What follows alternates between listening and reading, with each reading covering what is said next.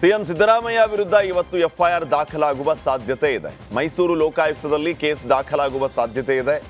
RTI ಕಾರ್ಯಕರ್ತ ಸ್ನೇಹಮಯಿ ಕೃಷ್ಣ ದೂರಿನ ಅನ್ವಯ ಎಫ್ಐಆರ್ ದಾಖಲಾಗಲಿದೆ. ಭ್ರಷ್ಟಾಚಾರ ನಿಯಂತ್ರಣ ಕಾಯ್ದೆ ಹಾಗೂ ಭೂ ಕಬಳಿಕೆ ಕಾಯ್ದೆಯಡಿ ದೂರು ದಾಖಲಾಗಲಿದೆ.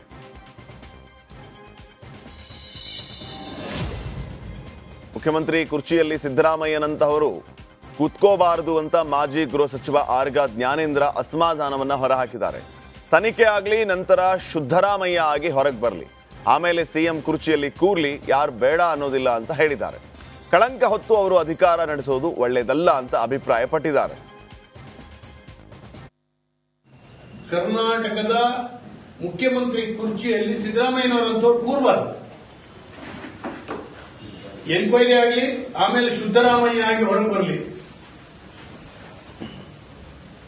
ಆಮೇಲೆ ಕುರ್ಚಿ ಕೂರ್ಲಿ, ಯಾರು ಅಂತಂದ್ರೆ ಈ ಕಳಂಕವನ್ನು ಹೊತ್ತು ಅವರ ಅಧಿಕಾರ ನಡೆಸುವಂತಹದ್ದು ಒಳ್ಳೆಯದಲ್ಲ.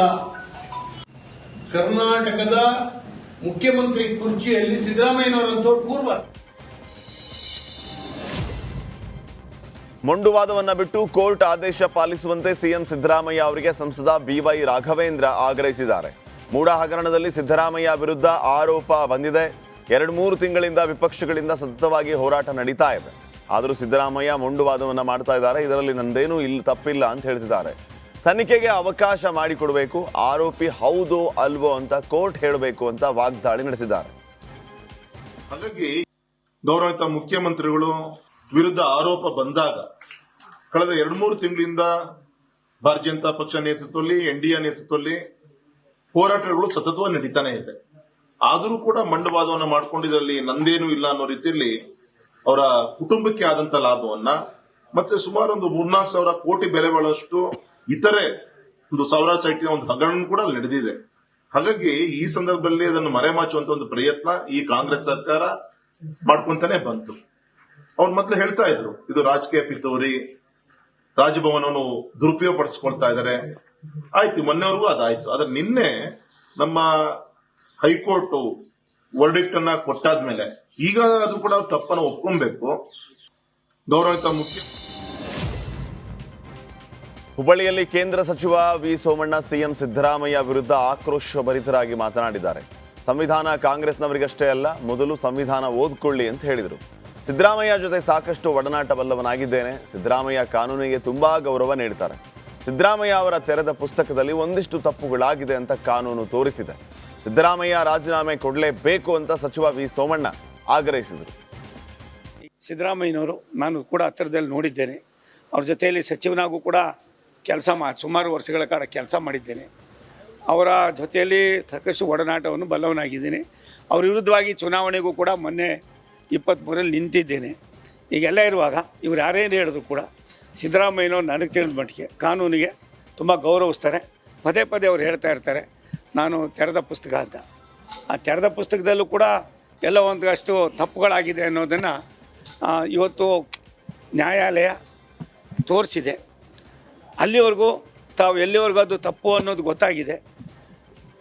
ರಾಜ್ಯದ ಮುಖ್ಯಸ್ಥರಾಗಿ ತಾವು ರಾಜೀನಾಮೆಯನ್ನು ಕೊಟ್ಟು ಮತ್ತೆ ಅದು ಎನ್ಕ್ವೈರಿ ಆಗಿ ಕ್ಲೀನ್ ಚಿಟ್ ಬಂದ ಮೇಲೆ ನೀವೇ ಮುಖ್ಯಮಂತ್ರಿ ಆಗಿ, ಅದು ನಿಮಗೆ ಮತ್ತು ನಿಮ್ಮ ಪಕ್ಷಕ್ಕೆ ಸೇರಿದ ವಿಚಾರ.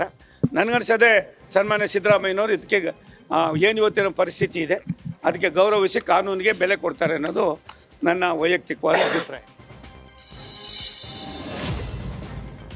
ದಾವಣಗೆರೆಯಲ್ಲಿ ಸುದ್ದಿಗೋಷ್ಠಿ ನಡೆಸಿ ಮಾಜಿ ಸಚಿವ ಎಂಪಿ ರೇಣುಕಾಚಾರ್ಯ ಸಿಎಂ ಸಿದ್ದರಾಮಯ್ಯ ವಿರುದ್ಧ ಆಕ್ರೋಶವನ್ನ ಹೊರಹಾಕಿದ್ದಾರೆ. ಜನಪ್ರತಿನಿಧಿ ನ್ಯಾಯಾಲಯ ಲೋಕಾಯುಕ್ತಕ್ಕೆ ಎಫ್ಐಆರ್ ದಾಖಲಿಸುವುದಕ್ಕೆ ಅನುಮತಿಯನ್ನ ನೀಡಿದೆ. ಮೊದಲಿನ ಸಿದ್ದರಾಮಯ್ಯ ನೀವು ಅಲ್ಲ ಅಂತ ಜನ ಮಾತಾಡ್ತಾ ಇದ್ದಾರೆ ಅಂತ ಹೇಳಿದರು. ಸಿಎಂ ಕುರ್ಚಿಗೆ ಅಂಟಿಕೊಂಡು ಕೂತಿದ್ದೀರಿ, ನಾನು ರಾಜೀನಾಮೆ ಕೊಡಲ್ಲ ಅಂತ ಹೇಳ್ತೀರಿ, ಇದು ನಿಮ್ಮ ಘನತೆಗೆ ತಕ್ಕುದಲ್ಲ.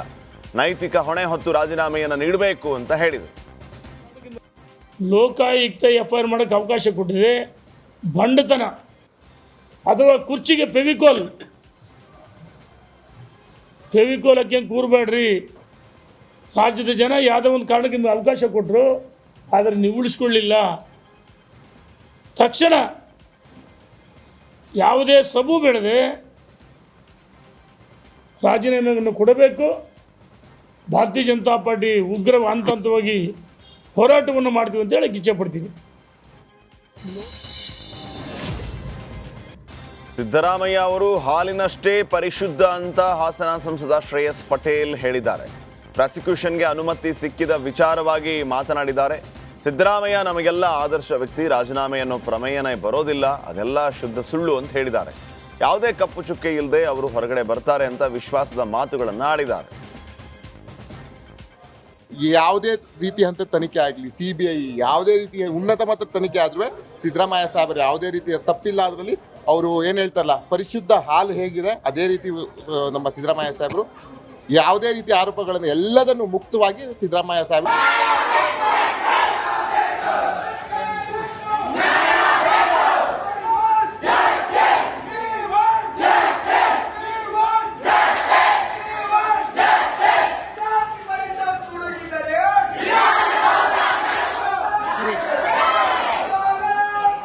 ಎಲ್ಲರಿಗೂ ಕೂಡ ನಮಸ್ಕರಿಸುತ್ತಾ ಇವತ್ತು ಅಖಿಲ ಭಾರತ ವಿದ್ಯಾರ್ಥಿ ಪರಿಷತ್ತು ಕಲಬುರಗಿ ವಿಭಾಗ ಕಲಬುರಗಿ ನಗರದಿಂದ ಇವತ್ತು ಗುಲ್ಬರ್ಗ ವಿಶ್ವವಿದ್ಯಾಲಯ ಇದು ಯಾವುದೇ ವಿಚಾರವನ್ನು ಶಾಲಾ ಮಕ್ಕಳಿಗೆ ಮೊಟ್ಟೆ ವಿತರಣೆ ಕಾರ್ಯಕ್ರಮಕ್ಕೆ ಸಚಿವ ಮಧು ಬಂಗಾರಪ್ಪ ಚಾಲನೆಯನ್ನು ನೀಡಿದ್ದಾರೆ. ಸರ್ಕಾರದ ಮಹತ್ವಾಕಾಂಕ್ಷೆಯ ಜಿಲ್ಲೆ ಯಾದಗಿರಿಯಲ್ಲಿ ಕಾರ್ಯಕ್ರಮಕ್ಕೆ ಚಾಲನೆ ನೀಡಲಾಯಿತು. ಅಜೀಂ ಪ್ರೇಮ್ಜಿ ಪ್ರತಿಷ್ಠಾನದ ಸಹಯೋಗದಿಂದ ಮೊಟ್ಟೆ ವಿತರಣೆ ಮಾಡಿದರು. ಕಾರ್ಯಕ್ರಮದಲ್ಲಿ ಶರಣಬಸಪ್ಪ ದರ್ಶನಾಪುರ್, ಶಾಸಕರಾದ ಚೆನ್ನಾರೆಡ್ಡಿ ಪಾಟೀಲ್, ಶರಣಗೌಡ ಕಂದಕೂರ್, MLC ಶಶೀಲ್ ನಮೋಶಿ ಸೇರಿ ಹಲವರು ಭಾಗಿಯಾಗಿದ್ದರು. ಕೊಡಗಿನ ಕುಶಾಲನಗರ ಪಟ್ಟಣ ಪಂಚಾಯತ್ ಕಾಂಗ್ರೆಸ್ ತೆಕ್ಕೆಗೆ ಜಾರಿದೆ. ಪಟ್ಟಣ ಪಂಚಾಯತ್ ಅಧ್ಯಕ್ಷ ಉಪಾಧ್ಯಕ್ಷ ಚುನಾವಣೆಯಲ್ಲಿ ಕಾಂಗ್ರೆಸ್ ಜಯ ಸಾಧಿಸಿದೆ. ಅಧ್ಯಕ್ಷರಾಗಿ ಜಯಲಕ್ಷ್ಮಿ, ಉಪಾಧ್ಯಕ್ಷರಾಗಿ ಪುಟ್ಟಲಕ್ಷ್ಮಿ ಅವಿರೋಧವಾಗಿ ಆಯ್ಕೆಯಾಗಿದ್ದಾರೆ.